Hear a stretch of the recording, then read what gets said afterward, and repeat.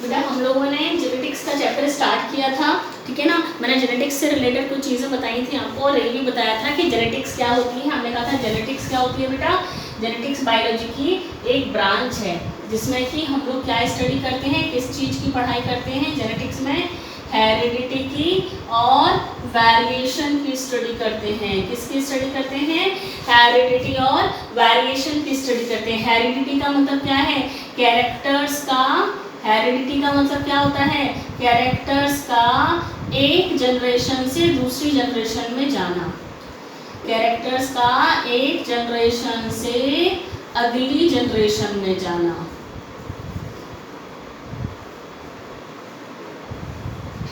अगली जनरेशन में जाना, इसको कहते हैं क्या, हेरिडिटी, जिसको हम लोग वंशागति भी कह सकते हैं, ठीक है। वेरिएशन मैंने आपको बताया था, वेरिएशन का मतलब होता है विभिन्नताएं, वेरिएशन का मतलब होता है विभिन्नताएं। मैंने आपको उस दिन भी थोड़ा बताया था कि ये वेरिएशन की वजह से ही है जिससे हम लोग एक दूसरे को पहचान सकते हैं। हम लोगों की सबकी शक्ल अलग अलग होती है, हम लोगों की सबकी शक्लें अलग अलग होती हैं, जबकि हम सभी के दो आंखें, मुंह, दो कान, दो आँख होते हैं, फिर भी सबकी शक्ल अलग होती है। क्यों, वेरिएशन। हमने बात की थी कि वेरिएशन किससे आते हैं, सेक्सुअल रिप्रोडक्शन से वेरिएशन आते हैं। वेरिएशन किससे आते हैं, सेक्सुअल रिप्रोडक्शन से वेरिएशंस आते हैं। ये वेरिएशंस ही हैं जिसकी वजह से हमारी शक्ल हमारे मम्मी या पापा से एग्जैक्टली नहीं मिलती है, एग्जैक्टली शक्ल हमारे मम्मी पापा से नहीं मिलती है हमारी, सिर्फ और सिर्फ किसकी वजह से, वेरिएशन की वजह से, है ना। अदरवाइज हमारी शक्ल अगर बिल्कुल मिल रही होती, वेरिएशंस नहीं होते, क्योंकि डीएनए जो है, हमने बताया था आपको पहले भी कि डीएनए जो अपनी कॉपी बनाता है, तो जब डीएनए अपनी कॉपी बनाता है, जैसे कि मान लीजिए जैसे कि मान लीजिए कि कोई सेल है ना, ये हमारी मदर, आपको ये तो पता ही है बेटा कि हमारी हर सेल के अंदर जितने भी क्रोमोसोम हैं, हमारी हर सेल के अंदर जितने भी क्रोमोसोम हैं, उनमें से आधे क्रोमोसोम हमारे मदर के हैं और आधे क्रोमोसोम हमारे फादर के हैं। तो वो कैसे हुआ कि मेल गैमीट और फीमेल गैमीट का फ्यूजन हुआ, तो जो मेल गैमीट था उस मेल गैमीट के अंदर जो डीएनए था वो किससे आया है, फादर से आया है, और फीमेल गैमीट के अंदर जो डीएनए था वो किससे आया है, मदर से आया है। तो मदर से जो डीएनए गैमीट के अंदर आया है या फादर से जो गैमीट के अंदर डीएनए आया है, वो कहीं ना कहीं कॉपी बनाने के, वो कॉपी बनी है, उनके जो अपना डीएनए था, मदर का अपना डीएनए था, उस डीएनए ने, मदर के डीएनए ने कॉपी बनाई जिसको आपके पास भेजा गया। बस बना रही है, तो कॉपी बनाने में डीएनए में थोड़ा सा अंतर आ जाता है। आपको मैंने पहले भी बताया था कि जिस तरीके से हम लोग फोटोकॉपी करवाते हैं, अगर किसी बुक की आपने फोटोकॉपी करवाई है तो बुक की फोटोकॉपी करवाने से क्या होता है कि फोटोकॉपी में थोड़ा बहुत अंतर आ जाता है, बिल्कुल एग्जैक्टली सेम बुक की जैसे तो नहीं हो सकती है। तो इसी तरीके से डीएनए में भी अंतर आता है, जिसकी वजह से वेरिएशंस आते हैं, और वेरिएशंस की वजह से ही क्या होता है बेटा, इवोल्यूशन, विकास। वेरिएशन की वजह से ही क्या होता है, विकास। वेरिएशन की वजह से ही इवोल्यूशन होता है, ठीक है बेटा। वेरिएशन की वजह से ही इवोल्यूशन होता है। हम लोग बात करेंगे अब कि जेनेटिक्स जो है, जेनेटिक्स के बारे में बेटा ऐसे तो बहुत सारे साइंटिस्ट आए जिन्होंने ये बताया कि कैसे कैरेक्टर्स एक जनरेशन से दूसरी जनरेशन में पहुंचते हैं, लेकिन उन सभी के कामों को इतना इम्पोर्टेंस नहीं दी गई, उन सभी के कामों को इतनी इम्पोर्टेंस नहीं दी गई जितनी इम्पोर्टेंस की एक साइंटिस्ट जिनका नाम था ग्रेगर जॉन मेंडल। बहुत सारे साइंटिस्ट ने ये रिसर्च की कि कैरेक्टर एक जनरेशन से दूसरी जनरेशन में कैसे जाते हैं। बेटा आपको मालूम है कि कैरेक्टर्स हमारे मम्मी पापा के कैरेक्टर हमारे अंदर आए हैं, तो ऐसी कौन सी चीज़ थी हमारे मम्मी पापा के अंदर या हमारे कौन से कैरेक्टर अगली जनरेशन में जाएंगे, तो ऐसी कौन सी चीज़ है बॉडी के अंदर जो कि कैरेक्टर को लेके जाती है आगे की जनरेशन में। कौन सी चीज़ है, डीएनए। कौन सी चीज़ है, डीएनए। डीएनए कहाँ होता है, क्रोमोसोम्स में होता है। क्रोमोसोम कहाँ होता है, न्यूक्लियस के अंदर होता है, ठीक है ना। ये हमें बात मालूम है बेटा। दूसरी चीज़ ये हमने कहा बहुत सारे साइंटिस्ट आए जिन्होंने कि ये बताया कि कैरेक्टर्स जो हैं वो एक जनरेशन से दूसरी जनरेशन में पहुंचते हैं, कैरेक्टर्स जो हैं वो एक जनरेशन से दूसरी जनरेशन में पहुंचते हैं, ठीक ठीक है ना, बहुत सारे साइंटिस्ट ने बताया, लेकिन सिर्फ एक ही साइंटिस्ट को इसके बारे में महत्व दिया गया। इनका नाम था जीजे मेंडल। पूरा नाम इनका ग्रेगर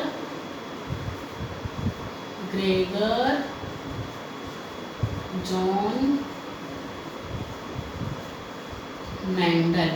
ग्रेगर जॉन मेंडल को बेटा फादर ऑफ जेनेटिक्स कहा गया। फादर ऑफ जेनेटिक्स इनको क्या कहा गया? फादर ऑफ जेनेटिक्स कहा गया इनको, क्योंकि इन्होंने जेनेटिक्स में बहुत सारे काम किए थे।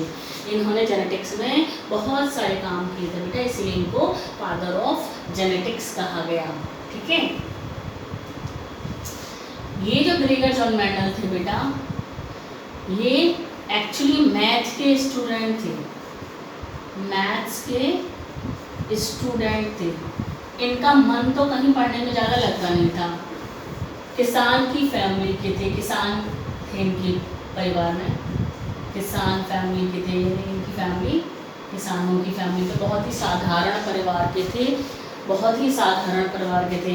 मैथ्स के स्टूडेंट थे, पढ़ने में मन लगता नहीं था, है ना, लेकिन पहले इन्होंने ये मतलब रिसर्च वर्क भी किया, पढ़े थोड़ा, उसके अंदर फेल भी हुए। उसके बाद एक डिग्री कॉलेज में, एक यूनिवर्सिटी में एक टीचर हो गए, यूनिवर्सिटी में टीचर हो गए। उसके बाद ये आ गए और चर्च में रहने लग गए।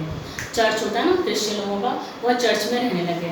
चर्च में पादरी होते हैं ना, चर्च के जो फादर होते हैं, चर्च के पादरी के रूप में ये काम करने लग गए। चर्च के पादरी के रूप में ये काम करने लग गए, ठीक है ना, पादरी बन गए, चर्च के पादरी बन गए। अपना रिसर्च वर्क पर ये करते रहे थे, अपना रिसर्च वर्क करते रहे थे। इन्होंने अपने रिसर्च के लिए जो प्लांट यूज़ करा, इन्होंने अपने रिसर्च के लिए प्लांट यूज़ करा। कौन सा प्लांट यूज़ करा? मटर का। मटर का साइंटिफिक नेम है पाइसम सेटाइवम। मटर का साइंटिफिक नेम है पाइसम सेटाइवम। पाइसम सेटाइवम को इन्होंने यूज़ करा। अब बात ये आती है कि इन्होंने पाइसम सेटाइवम को ही क्यों यूज़ करा? इन्होंने पाइसम सेटाइवम को ही यूज़ क्यों किया? कोई एनिमल को भी यूज़ कर सकते थे, कोई प्लांट को और किसी प्लांट को भी यूज़ कर सकते थे, लेकिन पाइसम सेटाइवम को ही इन्होंने यूज़ करा। इसका कारण क्या था ये हम अभी लिखेंगे, ठीक है, अभी हम इसके बारे में लिखेंगे। दूसरी चीज़ आपको ये जाननी है कि ये जो ग्रेगर जॉन मेंडल थे, ये हमने कहा चर्च के पादरी हो गए थे। इन्होंने ग्रेगर जॉन मेंडल का जो जन्म था वो हुआ था 1822 से 1884 तक जिंदा रहे थे। शायद 20 जुलाई को था, 20 जुलाई को 1822 को, है ना, 1884 तक ये जिंदा रहे थे। और इन्होंने अपना ये जो मटर के पौधों पर जो काम करा वो 7 साल तक काम करा। 7 वर्षों तक इन्होंने एक्सपेरिमेंट किए। 7 साल तक इन्होंने एक्सपेरिमेंट करे। यानी कि ये क्वेश्चन पूछा था बेटा 1856 से लेकर 1863 ये काम ये क्वेश्चन बनता है यहाँ से। 1856 से लेकर 1863 तक इन्होंने काम करा। 7 साल तक इन्होंने मटर के पौधों पर काम करा। 7 साल तक इन्होंने मटर के पौधों पर काम करा। हमने कहा कि ये जो है ग्रेगर जॉन मेंडल एक चर्च के पादरी हो गए थे, और हमने कहा था कि बहुत ही साधारण परिवार के थे। ये अपनी जो कुछ भी रिसर्च करते थे, उस रिसर्च को बस अपना वो पेपर में नोट कर लेते थे कि इन्होंने क्या रिसर्च की, है ना, उसको किसी पेपर में पब्लिश करवाते नहीं थे।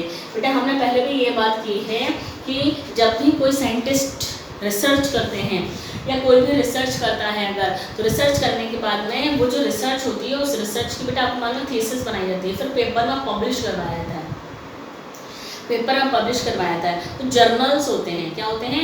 जर्नल्स होते हैं जिसमें कि पेपर को पब्लिश कराया जाता है। इनकी जो भी आपने रिसर्च किया उस रिसर्च के बारे में वो पेपर पब्लिश करवाए जाते हैं। तो लोग उसको पढ़ते हैं, उसको पढ़ने के बाद में उससे रिलेटेड और कोई रिसर्च करना चाहते हैं तो उससे आगे रिसर्च करते हैं। उतना भाग हो गया फिर उससे आगे की रिसर्च हम लोग शुरू कर देते हैं। तो उस तरीके से रिसर्च पेपर्स बनाए जाते हैं। लेकिन ग्रेगर जॉन मेंडल ने क्या किया? पेपर पर लिखते रहते थे। ना, और मतलब एक खाली पेपर पर अपनी रिसर्च को नोट करते रहते थे, कॉपी में नोट करते रहते थे, बाकी कहीं पब्लिश नहीं करवाते थे। फिर ज़्यादा कहने पर इन्होंने सिर्फ कुछ लोकल पेपर्स जो होते हैं, लोकल पेपर्स, ये जो पेपर्स होते हैं ना रिसर्च पेपर्स, इनको बेटा जर्नल कहते हैं। जो रिसर्च पेपर होते हैं ना इनको क्या कहते हैं, जर्नल्स कहते हैं। ये जो जर्नल्स होते हैं ये एक तो लोकल जर्नल होते हैं और इंटरनेशनल जर्नल्स होते हैं। लोकल जर्नल होते हैं और इंटरनेशनल जर्नल्स होते हैं। जो लोकल जर्नल्स होते हैं उसको सिर्फ लोकल सिटी के लोग ही वहीं तक पहुंच पाते हैं, वहीं तक पढ़ पाते हैं। बस इंटरनेशनल जर्नल्स जो होते हैं उसको पूरी दुनिया पढ़ती है। इन्होंने अपने कुछ पेपर्स को लोकल पेपर में पब्लिश करवाया, बाकी कहीं पब्लिश नहीं करा। लोगों ने कहा भी, लेकिन फिर भी इनको ज़्यादा दिखावा करने का शौक़ नहीं था, नहीं दिखावा करते थे क्योंकि बहुत ही साधारण परिवार के थे। इसीलिए इन्होंने सिर्फ अपने पेपर को लोकल पेपर में पब्लिश करवाया, किसी इंटरनेशनल पेपर में इन्होंने पब्लिश नहीं करवाया। यही कारण रहा कि लोग इनके काम के बारे में, इनकी रिसर्च के बारे में ज़्यादा जान नहीं पाए।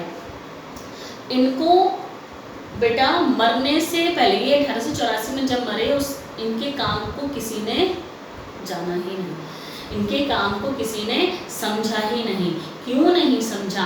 क्योंकि जब ये अपना रिसर्च वर्क कर रहे थे उसी टाइम पर डार्विन नाम के एक साइंटिस्ट की भी रिसर्च चल रही थी। डार्विनिज्म चल रहा था। क्या चल रहा था? डार्विनिज्म चल रहा था। तो डार्विन साइंटिस्ट की रिसर्च चल रही थी, लोगों का पूरा ध्यान डार्विन के काम की तरफ था, तो लोगों ने ग्रेगर मेंडल की तरफ ध्यान ही नहीं दिया, जबकि इन्होंने इतने अच्छे काम किए। दूसरा कारण और ये था कि इनके काम पर ध्यान नहीं दिया कि एक तो कारण ये हुआ कि डार्विनिज्म चल रहा था, डार्विन की तरफ लोग ज़्यादा ध्यान दे रहे थे, इनकी तरफ ज़्यादा ध्यान नहीं दे रहे थे। दूसरा कारण ये रहा इनकी सफलता मिली मरने के बाद, इनको मरने के बाद सफलता मिली। दूसरी असफलता का कारण ये था इनका कि इन्होंने एक तो अपने पेपर पब्लिश नहीं करवाए, दूसरी चीज़ ये कि इन्होंने अपने जितने भी एक्सपेरिमेंट किए थे ना, क्योंकि मैथ्स के स्टूडेंट थे, तो बेटा इन्होंने पूरी स्टैटिक एनालिसिस की, अपने एक्सपेरिमेंट की पूरी स्टैटिक एनालिसिस की, कहीं जहाँ पर कि कोई गलती का चांस होता ही नहीं है। स्टैटिक एनालिसिस अगर किसी चीज़ की करते हैं तो वहाँ किसी भी गलती का कोई चांस नहीं होता। तो उन्होंने स्टैटिक एनालिसिस की, तो लोगों को ये लग रहा था कि ये तो मैथ्स के स्टूडेंट हैं, मैथ्स के हैं, ये बायोलॉजी के बारे में कैसे सब कुछ बता सकते हैं।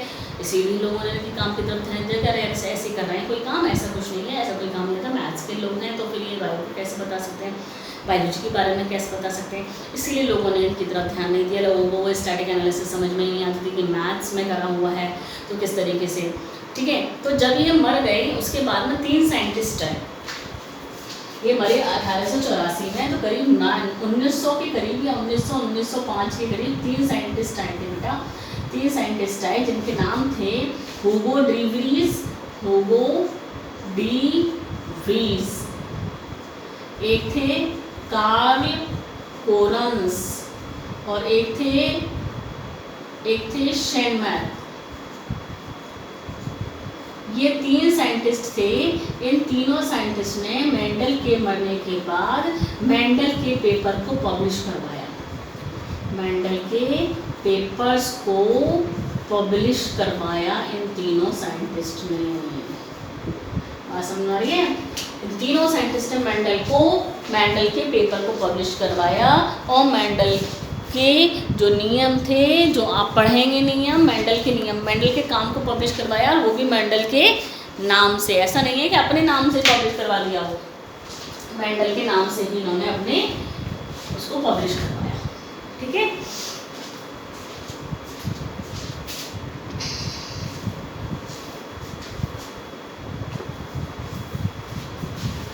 हमने कहा कि इनको मरने के बाद सफलता मिली। अब हम ये देखते हैं कि इन्होंने मटर के पौधे का ही चुनाव क्यों किया अपने एक्सपेरिमेंट के लिए, जो कि बोर्ड में क्वेश्चन बहुत आता है बेटा।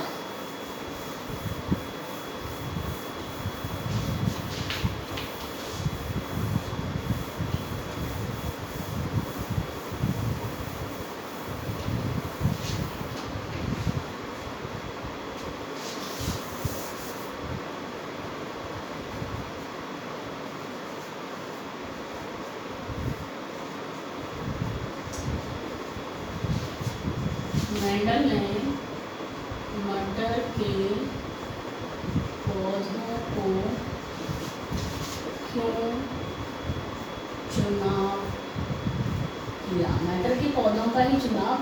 क्यों किया?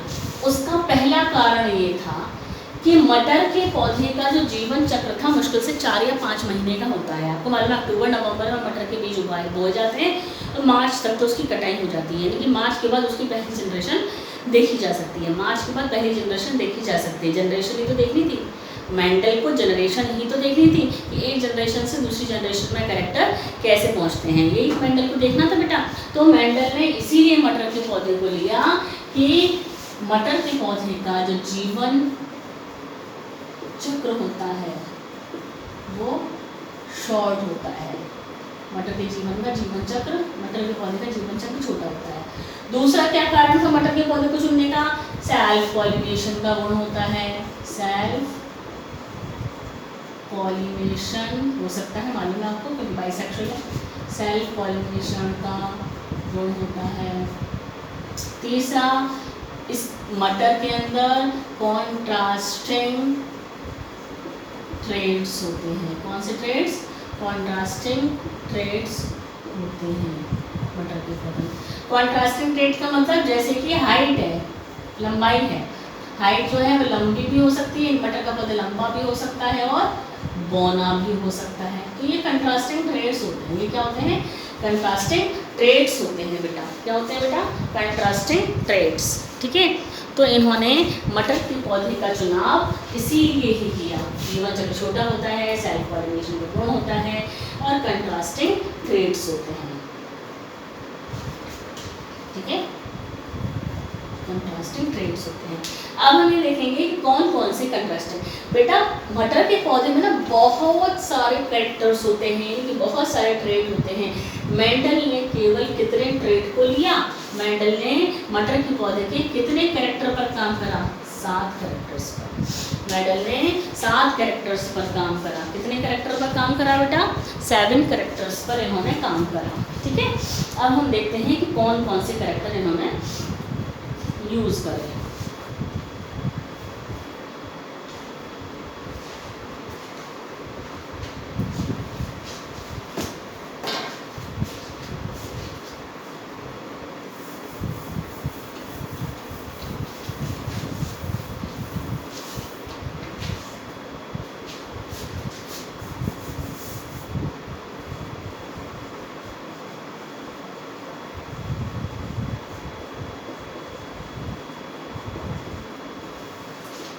पहला कैरेक्टर इन्होंने हाइट को दिया, पौधे की हाइट को। हाइट में लंबे पौधे थे, लंबे मीन्स हाइट, टॉल और ड्वार्फ। टॉल और ड्वार्फ, क्या? हाइटली, टॉल और ड्वार्फ।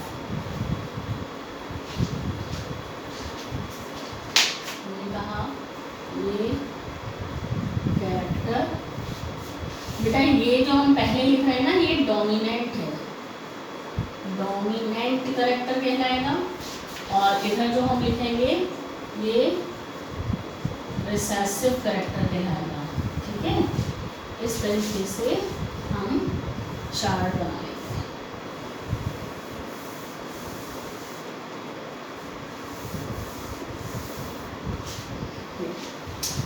डोमिनेंट और रिसेसिव का मतलब क्या है? पहली चीज तो ये समझ लीजिएगा। डोमिनेंट का मतलब होता है वो कैरेक्टर जो अपने आप को शो करता है और रिसेसिव वाले को छुपा लेता है। यानी कि डोमिनेंट कैरेक्टर, यानी जो हाइट में जो टॉल का जीन होगा, टॉल वाला कैरेक्टर जो होगा वो दिखाई देगा। टॉल और ड्वार्फ अगर एक साथ आएंगे तो ड्वार्फ दिखाई नहीं देगा। टॉल और ड्वार्फ के जो कैरेक्टर हैं अगर होंगे तो टॉल वाला आगे दिखाई देगा, ड्वार्फ वाला पीछे दिखाई देगा। तो डोमिनेंट और रिसेसिव कैरेक्टर, बेटा हमने कहा कि हमारी बॉडी के अंदर हर एक कैरेक्टर के लिए एक अलग जीन है। हमारी बॉडी में हमारे हर एक कैरेक्टर के लिए एक अलग जीन है। बस फर्क ये पड़ता है कौन सा जीन अपने आप को एक्सप्रेस कर देता है या अपने आप को शो कर देता है और कौन सा जीन छिपा हुआ रह जाता है। जो जीन छिपा हुआ रह जाता है वो आगे की जनरेशन में जाके कहीं ना कहीं अपने आप को दिखाता है। जैसे कि आपने देखा होगा कि आपके मम्मी पापा अगर दोनों ही लंबे हैं, है ना, एक एग्जाम्पल ले रहे हैं, अगर आपके मम्मी पापा दोनों ही लंबे हैं लेकिन आप और आपके जितने भी भाई बहन हैं आपकी फैमिली में, आपके जितने भी भाई बहन हैं उसमें से कोई भी भाई बहन लंबे नहीं थे, सबके सब छोटी हाइट के थे, ठीक है ना, सबके सब छोटी हाइट के थे। या मान लेते हैं कि आप तीन भाई बहन है ना, 3 भाई बहन में से एक भाई जो है वो लंबा है और बाकी जो 2 भाई हैं वो छोटी हाइट के हैं। इसका मतलब ये है कि आपके मम्मी पापा जो दिखाई दे रहे थे लंबे, इसका मतलब आपके मम्मी पापा जो करेक्टर को एक्सप्रेस कर रहे थे, लंबाई के करेक्टर को एक्सप्रेस कर रहे थे, लंबे करेक्टर को एक्सप्रेस कर रहे थे, लंबाई वाले करेक्टर को, उनके अंदर कहीं ना कहीं बौनेपन का जीन छुपा हुआ था, कम हाइट वाले करेक्टर का जीन छुपा हुआ था, जो कि आपकी वाली जनरेशन में जाके आपके रूप में एक्सप्रेस हो गया। इसका मतलब ये होता है कि कोई कैरेक्टर छिपा हुआ रहता है और कोई कैरेक्टर अपने आप को शो करता है। तो जो कैरेक्टर अपने आप को हमेशा शो करता रहता है वो डोमिनेंट कैरेक्टर कहलाता है, और जो कैरेक्टर छिप जाता है वो रिसेसिव कहलाता है। जो कैरेक्टर अपने आप को एक्सप्रेस कर देगा वैसा ही इंसान दिखाई देगा या वैसा ही पौधा दिखाई देगा बेटा, ठीक है ना। तो इसको कहते हैं, जो कैरेक्टर दिखाई देता है, जो अपने आप को शो करता है, वो डोमिनेंट कहलाता है। इसको बिल्कुल अच्छे से समझ लीजिए, पूरे जेनेटिक्स में ही आएगा बेटा। एक कैरेक्टर होता है जो डोमिनेंट होता है और एक होता है जो रिसेसिव होता है। हमारी बॉडी के अंदर हर तरीके के जीन है, टॉलनेस का भी जीन है, लंबेपन का भी जीन है और बौनेपन का भी जीन है। तो लंबेपन का जीन अगर एक्टिव हो जाएगा तो हमारी हाइट लंबी दिखाई देगी, लेकिन अगर बौनेपन का जीन एक्सप्रेस करेगा अपने आप को तो बौनापन यानी कि हाइट कम दिखाई देगी। दूसरी चीज़ है कि डोमिनेंट और रिसेसिव ये दोनों जीन अगर साथ साथ होते हैं तो ये लंबाई वाला टॉल ही दिखाई देगा, ये कभी नहीं दिखाई देगा। ये कब अपने आप को शो करेगा? जब ये अकेला हुआ, जब ये नहीं हुआ साथ में, जब ये अकेला हुआ, ये नहीं होगा, तब ये टॉलनेस वाला करेक्टर जब नहीं होगा तब ये बौनेपन का करेक्टर दिखाई देगा, ठीक है। तो हमने कहा हाइट होती है टॉल, और टॉल हो गया डोमिनेंट करेक्टर और ड्वार्फ हो गया रिसेसिव करेक्टर, ठीक है। दूसरा हम ले लेते हैं फ्लावर का कलर। फ्लावर कलर वायलेट और वाइट, वायलेट और वाइट। इनके लिए बेटा हम लोग ना सिंबल भी मैं आपको साथ साथ बता रही हूँ। मेंटल जब क्रॉस करते तो सिंबल लिखते तो पूरा टॉल और डॉट पूरा लेते, टॉल के लिए कैपिटल टी यूज़ करते थे। और एक बात और याद रखिएगा, डोमिनेंट के लिए जो लेटर यूज़ करते हैं, रिसेसिव के लिए उसी का स्मॉल लेटर यूज़ करते हैं। जैसे हमने टॉल के लिए कैपिटल टी यूज़ करा है तो डॉट के लिए स्मॉल टी यूज़ करेंगे। वायलेट के लिए अगर हमने ये कैपिटल डब्ल्यू यूज़ करा है तो इसके लिए हम स्मॉल डब्ल्यू यूज़ करेंगे, ठीक है। फिर सीड कलर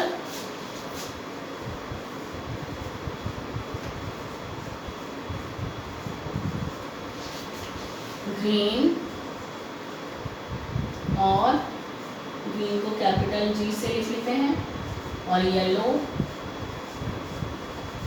स्मॉल जी, है ना। डोमिनेंट के लिए जो लेटर लेंगे उसके लिए, डोमिनेंट के लिए जो लेटर लेंगे हम लोग, रिसेसिव के लिए उसका छोटा लेटर लेंगे ना, स्मॉल लेटर लेंगे।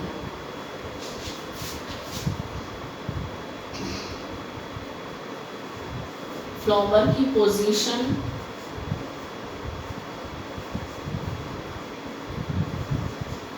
एक्सियल,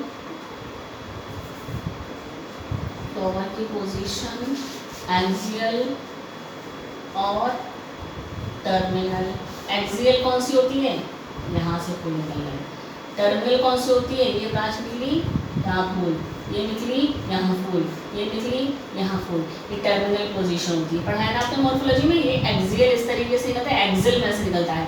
टर्मिनल ब्रांच की टिप पे से निकलेगा, ये ब्रांच निकली टिप पर, ये ब्रांच निकली टिप पर, टर्मिनल पोजीशन होती है बेटा, ठीक है।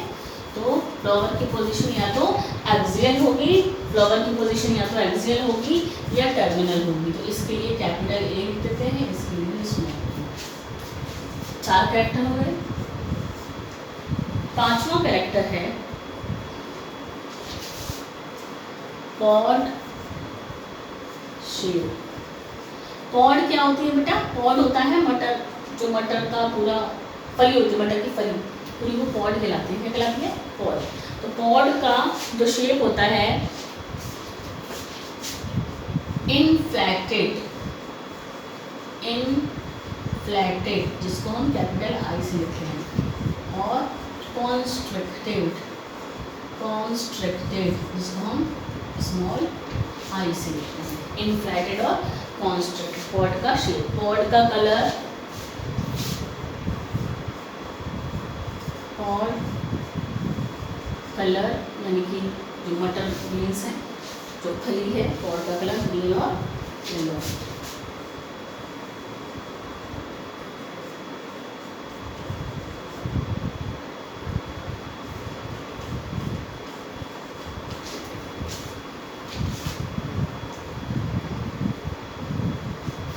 सीड की शेप,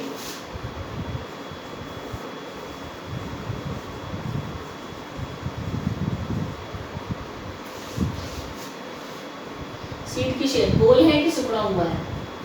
राउंड, कैपिटल आर, और रिंकल्ड, स्मॉल आर।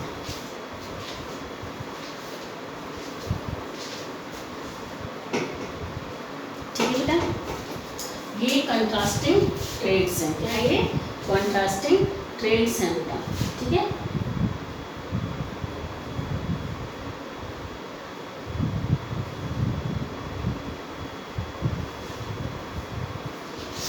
ठीक है। मेंडल ने ये बताया कि जितने भी कैरेक्टर हैं, मेंडल ने क्या बताया? मेंडल ने ये बताया कि ये कैरेक्टर जो हैं, जो भी कैरेक्टर उन्होंने लिए थे, ये अलग अलग क्रोमोसोम पर उपस्थित थे। मेंडल के अनुसार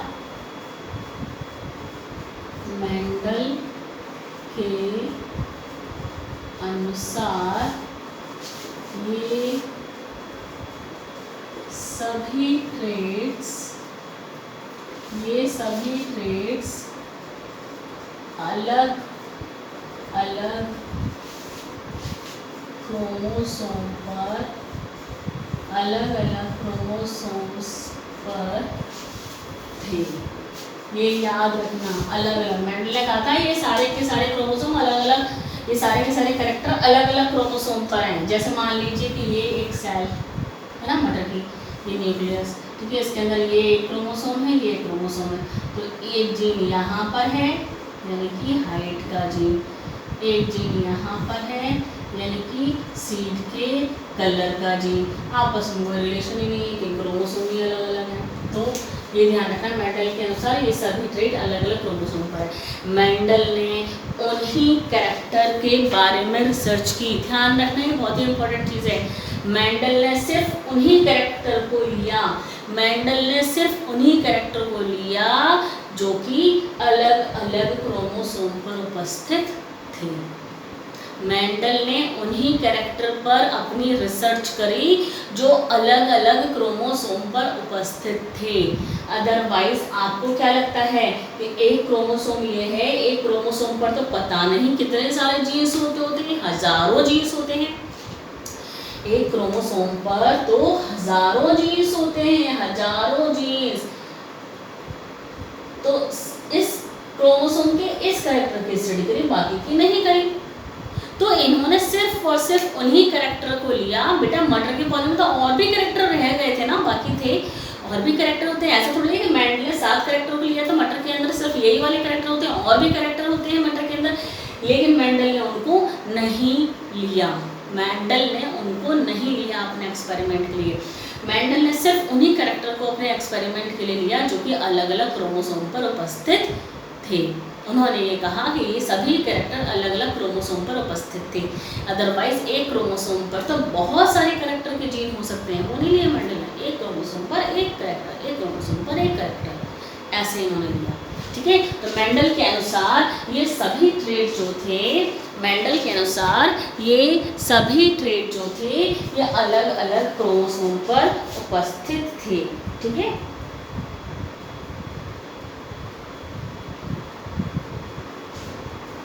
ठीक बेटा।